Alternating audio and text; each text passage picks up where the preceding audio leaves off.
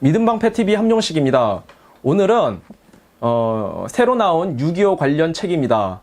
This Kind of War, 이런 전쟁이라고 하는 책인데 이 책 내용 중에 전쟁이 딱 발발하고 6.25, 1950년 6.25 전쟁이 발발하고 7월 20일까지 7월 20일 날 북한 인민군에게 대전이 함락됩니다. 그때까지의 전투 이야기를 잠깐 소개를 해드리려고 합니다. 원래 저는 이 영어 원서를 사서 읽었었어요. 작년까지. 왜냐면 작년엔 이 한글 책이 안 나왔었거든요. 근데 제가 너무 꿈만 너무 크고 영어 실력이 안 되다 보니까 이거 한 몇십 페이지 읽다가 포기를 했거든요. 너무 어려워가지고 시간도 너무 오래 걸리고 그래서요. 근데 이제 한 일주일 전쯤에 황장수 소장님의 뉴스 브리핑에 보니까 이 한글 책이 며칠 전에 나왔더라고요. 얼마 전에 한 6월달인가? 올해 6월달쯤 나왔는데 그래서 바로 사서 읽기 시작했습니다. 이 책의 저자는 T.R. 페렌바크, Theodore Reed 페렌바크라고 하는 사람인데 이 사람은 프린스턴대를 졸업해서 6.25 때는 2차 세계대전 때는 부사관으로 참전을 했습니다. 그래서 중위로 전역을 했고요. 그리고 중간에는 보험 세일즈맨 일을 하다가 6.25 전쟁이 딱 발발하자 그 전차 부대의 중위, 소대장으로 참전을 다시 합니다. 그래서 중대장을 거쳐서 작전 참모를 거쳐서 나중에는 중령으로 제대를 하죠. 그러니까 이 사람은 이 Theodore Reed 페렌바크라고 하는 사람은 본인이 직접 6.25 전쟁에 참전한 사람으로서 당시 미군이 갖고 있었던 근본적인 문제, 그 부분을 신랄하게 지적을 하면서 이 6.25 전쟁을 정말 리얼하게 그려요. 이 책은요, 6.25 관련된 책 중에서는 거의 명작에 가까울 굉장한 수작입니다. 제가 읽어보니까 우리나라에는 왜 6.25를 이렇게 잘 만든 책이 없는지 제가 너무나 아쉬워요. 자, 당시 1950년대의 미군의 상태는 어떠했느냐? 물론 요즘 현대의 미군을 보면은 세계에서 가장 완벽한 군인입니다. 그들의 군기는 세계에서 가장 엄정한 군인이고요. 그리고 세계에서 가장 치명적인, 적들이 봤을 때 가장 치명적인 군인이죠. 가장 강하고요. 가장 현대적인 무기로 무장이 돼 있고. 그러나 1950년대에 미군은 달랐습니다. 그때는 2차 세계대전이 끝나고 나서 미국 국민적으로 어떤 정서가 형성돼 있었냐면은 다시는 전쟁이 없어야 된다. 그리고 미군을 이제는 다 줄여야 된다. 그동안 수백만 명으로 불려져 있었던 미군을 전역시켜서 미군 규모를 줄여야 된다. 이런 정서가 미국 국민들 사이에 팽배해 있었고요. 그러니까 당연히 미국 정치인들도 미 국방부의 예산을 확 줄였죠. 그래서 미군 병력이 굉장히 부족했고요. 무기들도 굉장히 열악했습니다. 6.25 전쟁이 딱 발발했을 시기에는 무엇보다 미군의 군기가 너무너무 풀려 있었어요. 또한 어떤 문제가 있었냐면은 당시 미 국방부는 어떠한 개념을 갖고 있었냐? 앞으로 벌어질 전쟁은 소련과의 전쟁인데 그 전쟁은 핵전쟁이다. 그러한 개념이 잡혀져 있었고 핵전쟁은 뭘 의미하느냐? 그거는 바로 전면전이죠. 핵전쟁에 의한 전면전만 생각했었어요, 미국은. 그런데 이제 북한이 딱 침공을 했단 말입니다. 그래서 이거를 바라보는 미국의 느낌은 어떠했냐면은 북한하고 소련이 과연 전면전을 일으키려는 것이냐, 아니면은 잠깐 남한을 건드리고 남한만 살짝 건드리는 제한 전쟁에서 끝낼 수준이냐, 이 개념이 아직 잡혀있지 않았고요. 그 당시에는 특정 지역만 딱 점령하는 제한 전쟁이라는 개념이 미 국방부에는 그런 개념이 잘 안 잡혀 있었단 말입니다. 그러니까 이 6.25에 참전하는 미국의 기본적인 마인드는 이 6.25 전쟁을 과연 우리가 완벽한 승리를 해서 한반도를 전체를 민주주의 국가로 통일을 시켜야 할지, 아니면 그냥 이 북한군을 38선 이북으로 밀어내는 데서 딱 전쟁을 멈춰야 할지, 이러한 기본 전략이 세워져 있지 않은 상태에서 미국은 참전을 했던 거예요. 이러한 미국의 어떤 병력 부족 문제, 무기 부족 문제, 그리고 전략적 개념에 대한 부재, 이러한 문제를 총괄적으로 이 페렌바크라고 하는 사람이 통찰해 가면서 이 6.25 전쟁을 바라보고 있습니다. 자, 이제 6.25 전쟁이 딱 터졌습니다. 서울이 함락되기 직전이에요. 북한 인민군이 한강을 넘어서 한강 이남으로 막 들어오려고 하는 그런 찰나인데 6월 29일 날 메가더 장군이, 그때 메가더 장군은 일본의 총독으로 있었습니다. 메가더 장군이 수원 비행장으로 날아옵니다. 6월 29일 날. 그리고 바로 메가더는 노량진 옆에 흑석동 그 전선으로, 한강 전선으로 달려가요. 최전선이죠, 최전선. 그 차를 타고 그 흑석동으로 쫙 가는데 기가 막힌 모습을 보는 거예요. 어떤 모습이냐면은 그 당시 한국 사람들이 이 하얀색 면으로 된 한복 있잖아요. 하얀색 면으로 된 그걸 입은, 그리고 완전히 떼꾸정물에 쩔은, 키도 작고 희한하고 더럽고 냄새나는 그런 희한하게 생긴 동양의 사람들이 수만 명이 남쪽으로 피난 가려고 밀려오는 모습을 보는 거예요. 그리고 그 중간중간에는 한국군 병사들이 한 수천 명씩 섞여 있고 완 기가 막힌 난장판을 보는 거예요. 자, 그 모습을 딱 보고 메가더가 분위기 파악을 합니다. 야, 이게 장난이 아니구나. 지금 당장 지상군을 투입을 해야 되겠구나. 이 결정을 내리게 돼요. 자, 원래는 미국은 지상군까지는 투입할 생각이 없었어요. 그냥 공군 전력으로 해서 폭탄을 떨어뜨려서 북한 인민군 지상군을 막으려고 하는 그러한 개념을 갖고 있었단 말입니다. 처음에는. 근데 메가더가 딱 와서 분위기를 보니까 그런 상황이 아닌 거예요. 그리고 바로 지상군 투입해야 된다. 미 백악관에 보고를 하죠. 바로 이게 메가더의 훌륭한 점입니다. 최고 사령관이 최전선에 가서 봐야죠. 그 상황이 어떤지 직접 봐야 돼요. 최고 사령관이, 별 5개짜리 원수가 최전선에 가서 볼 뿐만이 아니라 한번 그 전선 상황을 보고 전체 전황을 한 번에 통찰해 내야 돼요.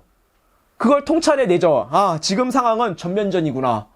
지금 당장 지상군을 투입해야 되겠다. 그리고 바로 신속한 결정을 내립니다. 이게 바로 메가더의 훌륭한 점이에요. 그래서 메가더가 전쟁의 천재인 겁니다. 그러나 당시 미군은 전혀 전쟁에 투입될 수 있는 상태가 아니었습니다. 병력도 준비가 안 돼 있고 무기도 준비가 안 돼 있고. 자, 미국 본토에서 병력을 보내면 시간이 오래 걸리잖아요. 근데 그럴 시간이 없어요. 대한민국 상황이 너무 급박하게 돌아가고 있기 때문에 빨리 군대를 보내야 되는 거예요. 자, 그러려면 일본에서 보내야 되는데 일본에 당시 가 있던 미군이 한 3만 명이 좀 넘게 있었는데, 일본 주둔 미군. 근데 그 미군이 한 곳에 집결해 있는 게 아니라 일본 전역에 흩어져 있었어요. 자, 그들 중에서 가장 먼저 집결된 부대가 어느 부대였느냐? 바로 24연대, 아니 24사단 34연대 1대대. 바로 우리가 많이 들어본 스미스 특수임무부대였습니다. 자, 이 스미스 특수임무부대는 전혀 특수부대가 아니었어요. 근데 메가더가 왜 특수임무부대라고 이름을 붙였냐면은, 이름을 좀 거창하게 붙여주면은 북한 인민군이 딱 듣고 겁을 먹을 줄 알고 약간 이제 이름을 거창하게 붙여준 거죠. 근데 뭐 바로 전선에 투입되자마자 나가 떨어졌습니다. 왜냐면은 북한 인민군은 여러 개 사단이, 그것도 탱크를 몰고 오는데, T-34 전차를 몰고 오는데, 당시 스미스 특수임무부대는 대전차 무기가 전혀 없었습니다. 그 상태에서 바로 투입이 된 거예요. 병사들이 훈련이 전혀 안 돼 있어가지고, 그리고 군기도 제대로 안 잡혀 있고, 그러니까 총을 제대로 쏠 줄 몰라요. 겁먹어서. 그래서 장교들하고 부사관들이 막 뛰어다니면서 총 쏘고 명령하고 그랬거든요. 그래서 이 뒤에서 제가 계속 말씀드리면서 그런 부분을 언급할 텐데, 이 6.25 전쟁 초기에 미군들 중에 장교들의 사망률이 굉장히 높습니다. 장교들이 굉장히 많이 죽어요.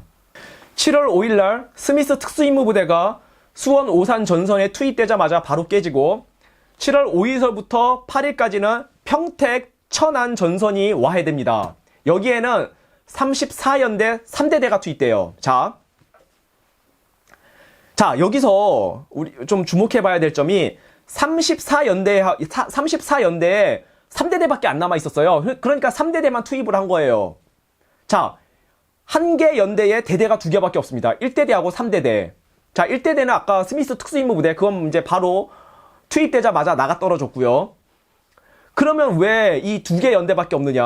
원래는 3개 연대가 완편이 돼야 하나의 완전한 연대가 편성이 될 수 있는데, 당시 미군 병력이 너무 부족했기 때문에 2개 대대로 연대를 꾸렸던 거예요. 그러니까 3대대만 투입이 된 거예요. 이때서부터 소령, 중령, 대령 같은 영관급 장교들이 막 죽어나가기 시작합니다. 7월 7일 날 3대대에서 정찰소대 40명을 보냅니다. 근데 이들이 나가서 이제 북한군의 포위가 돼요. 그래서 그 40명 중에 대부분은 탈출을 했는데 3명이 그 포위망을 빠져나오지 못합니다. 그래서 이 3대대에 작전 장교였던 던 소령하고 시가스 소령이 이들을 구하러 가요.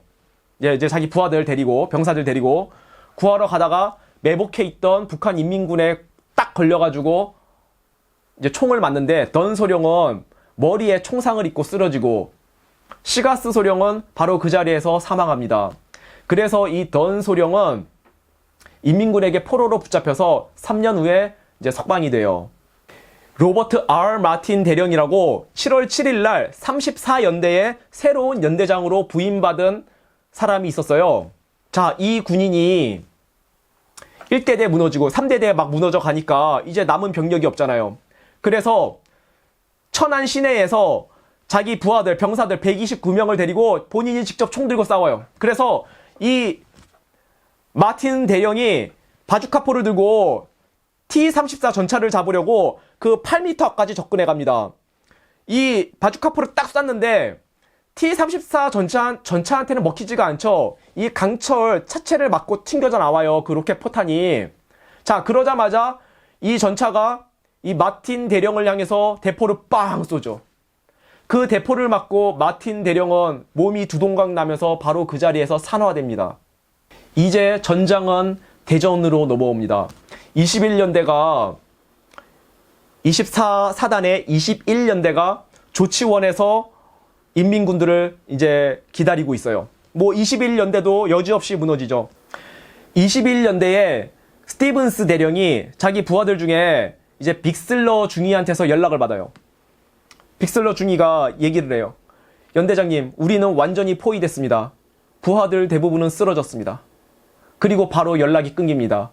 이 빅슬러 중위도 총을 맞아서 죽은 거예요. 자, 이제 24사단의 마지막 남은 연대 19연대가 있는데, 이 19연대는 이제 대전을 지키기 위해서 준비하고 있습니다. 자, 지도를 보면 아시겠지만 대전은 이 금강이라는 강이 이 둥글게 어떤 천연 해자처럼 대전시를 감싸고 있거든요.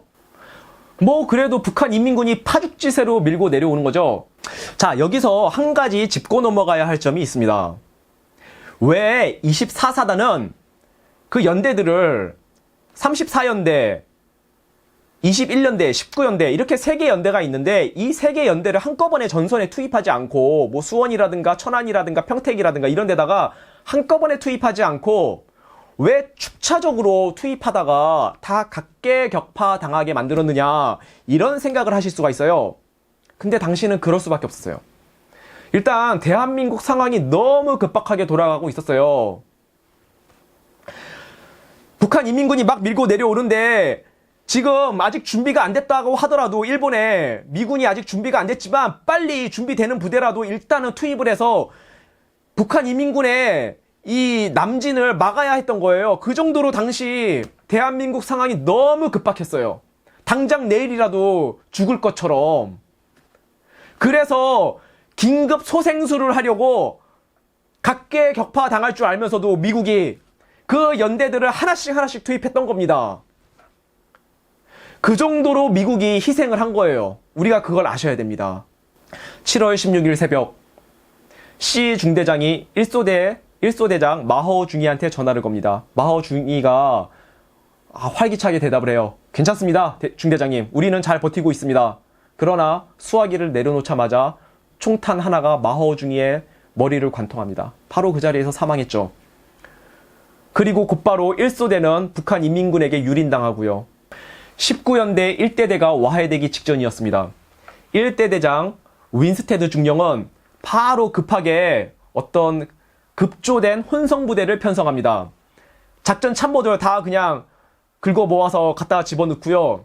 뭐 행정병, 조리병, 뭐 그냥 평소에는 전투병이 아니었던 일반 행정병들, 조리병들 이런 애들 다 긁어 모아가지고 급하게 혼성부대를 하나 만들어요. 이 부대를 이용해서 한번 역습을 시도해보려고. 1대대가 다 무너져 가고 있으니까.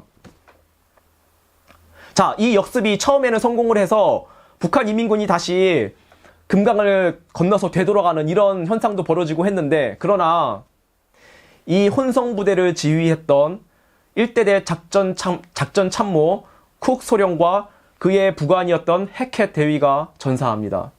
16일 저녁, 이제 19연대도 무너지기 일보 직전입니다. 19연대장 멀로이 대령이 본인이 사방팔방 뛰어다니면서 전쟁을 지휘하다가 본인이 총을 맞고 중상을 입어요. 그래서 1대 대장, 방금 소개해드렸던 윈스테드 중령한테 19연대의 지휘권을 넘겨요.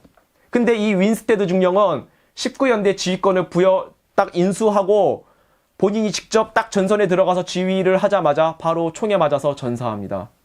19연대에 허먼 펠홀터라고 하는 군종 장교가 있었습니다. 대위였는데, 자, 1대대가 막 무너지기 일보 직전이니까 이 병사들이 이제 철수를 하려고 하는데, 부상병들을 그냥 내버려 두고 도망가는 거예요. 거의 뭐 3, 40명 정도의 부상병들이 땅바닥에 누워 있었는데 이들을 그냥 내버려 두고 도망가니까 펠홀터 대위가 신부였거든요. 카톨릭 신부인데 이분이 나는 이 부상병들을 버려두고 도망갈 수 없다.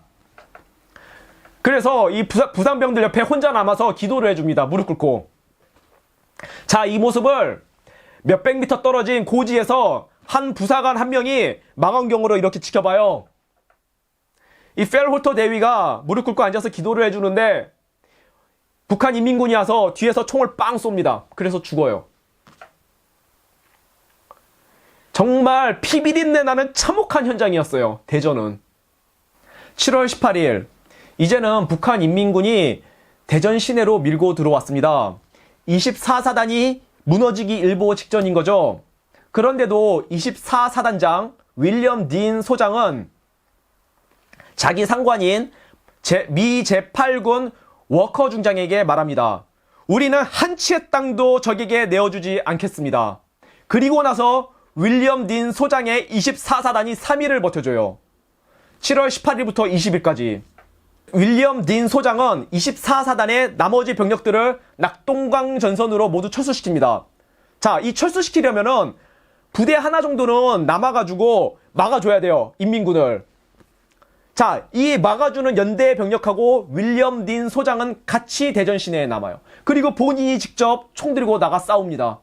본인이 직접 이 남아있는 영대 병력을 직접 지휘해요. 자, 이 윌리엄 딘 소장이 전선을 막 뛰어다니면서 한 가지 생각이 속에서부터 울컥하고 치밀어 오르는 거예요. 어떤 생각이 치밀어 오르냐면은, 야, 이 T-34 전차 이것들을 좀 때려잡아야 되겠다.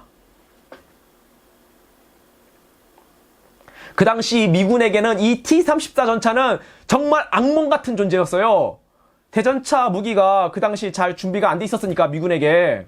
나중에 가서는 뭐 별것도 아닌 존재가 되지만 이 T-34 전차가. 근데 전쟁 초기에는 악몽 그 자체였단 말입니다. 그래서 윌리엄 딘 소장이 자기 부관 한 명 데리고 이 바주카포 들고 이 탱크 잡아보겠다고 뛰어다니는데 이게 뭐 제대로 잡힙니까? 이 바주카포가 3.6인치 바주카포인데 이걸로 탱크 잘 못 잡아요. 그래도 어떻게 한 대 잡아요? T-34 전차를. 그리고 나서 7월 20일 날 최종적인 철수를 합니다. 근데 윌리엄 딘 소장이 이 철수하다가 어떻게 길을 잘못 들어가지고 인민군에게 붙잡혀요. 그 자기가 장군이잖아요, 장군.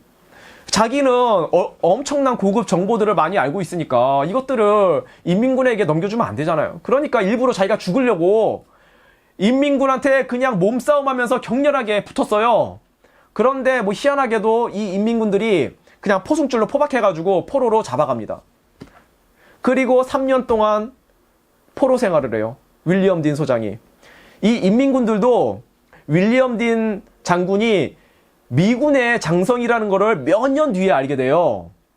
이렇게 24사단이 대전에서 3일을 버텨준 덕에 미 8군이 낙동강 전선에 병력들하고 무기들을 배치할 수 있는 시간을 벌게 된 거예요. 그때 24사단이 대한민국을 살려준 거예요. 대한민국 그때 거의 죽을 상황이었어요. 우리가 그걸 아셔야 돼요.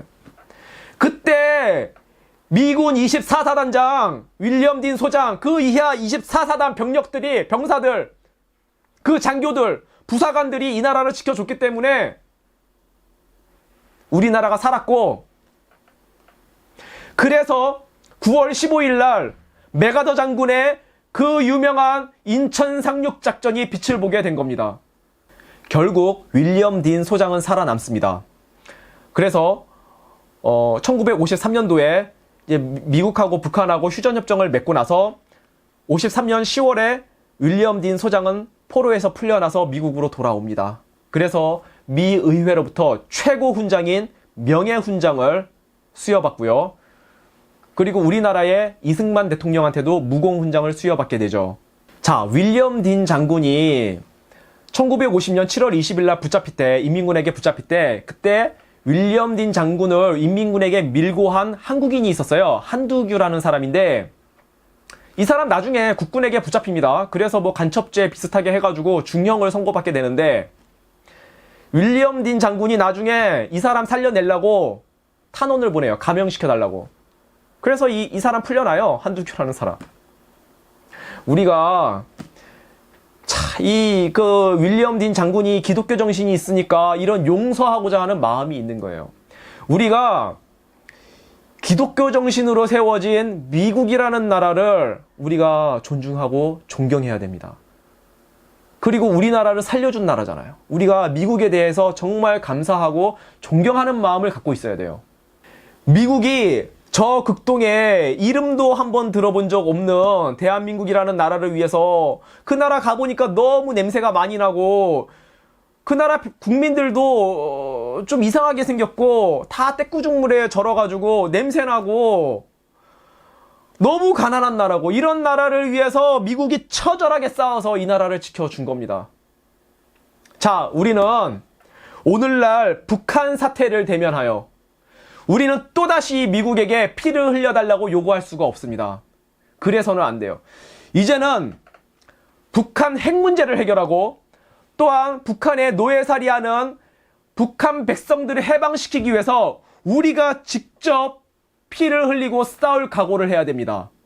북한과의 전쟁은 피할 수 없습니다. 절대 피할 수 없습니다. 북한 내부에서 쿠데타가 발생하지 않는 한 우리는 최종적 해결로 북한 문제를 해결할 수밖에 없어요. 자, 이것은 이 시대에 우리에게 주어진 임무예요. 하나님 아버지께서 우리에게 주신 임무예요. 임무. 자, 미국이 2차 세계대전에 그렇게 참전 안 하려고 빼고 빼다가 진주만에서 일본에게 한 방 얻어맞죠. 그때 미국이 정신을 바짝 차리고 2차 세계대전을 일으킨 추축국들에게 선전포고를 합니다. 자, 지금 하나님 아버지께서 우리 대한민국을 막 몰아가고 있어요. 너네 북한 백성들 구해내라. 북한 백성들을 너희가 해방시켜라. 지금 하나님 아버지께서 우리 대한민국을 몰아가고 계십니다. 자, 우리가 첫 번째 해야 될 일은 문재인 정권을 먼저 끄잡아 내려야 되고요. 그리고 한미 동맹이 회복되는 즉시 우리는 바로 북한 해방 전쟁을 선포해야 됩니다. 그러므로 우리 국민 여러분들께서 토요일마다 광화문 집회에 모두 나오시고요. 그래야 한다고 생각합니다. 네, 감사합니다. 방송 마치겠습니다.